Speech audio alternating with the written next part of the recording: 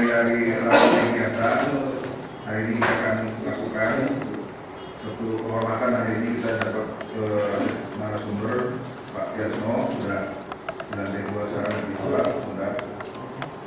Tema hari ini adalah usulannya Mas Mul tentang pemadaman aktivis TNI.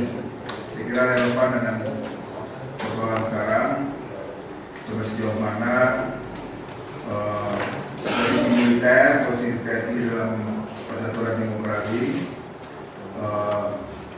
dan sikap dari TNI sendiri sebetulnya ya, bahwa apakah TNI juga memang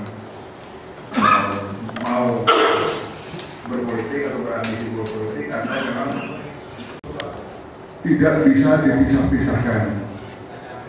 Kalau mau menghancurkan negara kesatuan Republik Indonesia, gimana? Tanggal 5 Oktober tahun 49 di Jogja, pada saat ulang tahun TNI, bahwa TNI itu harus kuat, maka peliharalah TNI, peliharalah angkatan perang kita.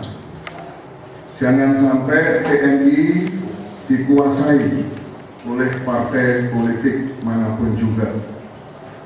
Ingatlah bahwa prajurit kita bukan prajurit sewaan, bukan prajurit yang mudah dibelokkan haluannya. Kita masuk tentara karena keinsafan jiwa dan sedia berkorban bagi bangsa dan negara. Itu yang saya kutip dua kata-kata, yang satu dari Bung Karno, yang satu dari Pak Irman. Kemudian ada pendapat yang mengatakan bahwa kejayaan sebuah negara itu ya berbanding lurus dengan ketahanan nasionalnya. Nah, ketahanan nasional itu meliputi seluruh aspek kehidupan. Itu 8 gaprai. Jadi Ipolek, Sosbud, Hankam. Tetapi yang paling menonjol di sini itu adalah aspek ideologi. Jadi dikatakan bahwa kalau negara, sebuah negara tidak mempunyai ideologi yang kuat yang dilaksanakan oleh seluruh rakyatnya, maka negara itu tidak akan bisa menjadi besar dan kuat, dan akan dimakan oleh negara-negara lain. Jadi dari aspek ketahanan nasional, ternyata ideologi itu merupakan tulang punggungnya. Nah, kita pada waktu merdeka itu sudah mendeklarasikan kesepakatan nasional. Kita sudah bersumpah bahwa negara kesatuan Republik Indonesia yang kita bangun itu landasan ideologinya adalah Pancasila. Yang Pancasila itu kemudian diterjemahkan di dalam bentuk konstitusi sebagai landasan struktural sebuah bangsa, yaitu Undang-Undang Dasar 45. Nah, disinilah dari ketiga poin di atas itu kemudian kita rangkaikan, diarahkan kepada bagaimana sih sebenarnya hak pilih TNI itu. Maka menurut saya, pada saat seorang prajurit itu dia menyatakan dirinya sebagai prajurit TNI, jadi dari orang kebanyakan kemudian langsung bersumpah sebagai prajurit TNI, maka dia itu sudah memilih jalan hidupnya itu mengabdi kepada bangsa dan negara, dan membela sebuah ideologi yaitu ideologi negara.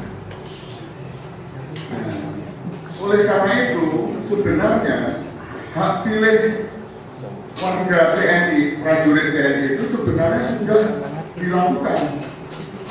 Sebagai hak pilih politiknya itu sudah dilakukan pada saat dia mendaftarkan sebagai prajurit, yaitu bahwa dia memilih hidupnya ini untuk mengabdi kepada bangsa dan negara, di mana bangsa dan negara itu mempunyai sebuah ideologi, dan pilihannya itu adalah pilihan untuk menegakkan dan memperjuangkan ideologi negara.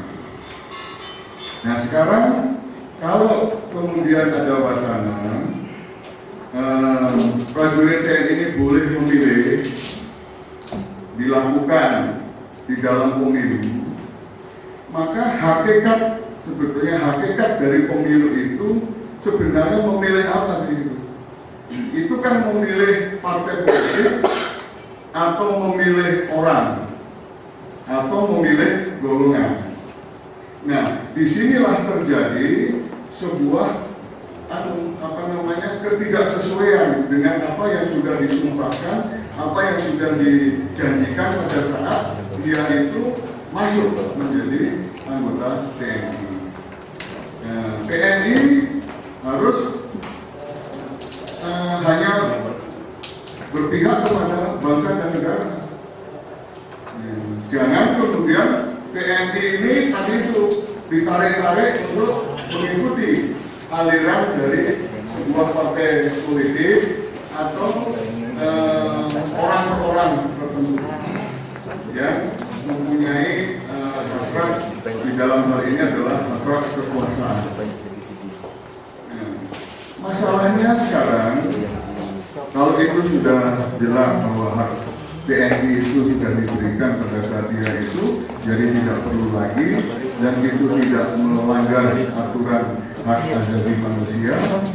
Tetapi ada satu hal yang perlu diperhatikan juga, bahwa TNI itu kan juga merupakan bagian dari keluarga besar bangsa Indonesia.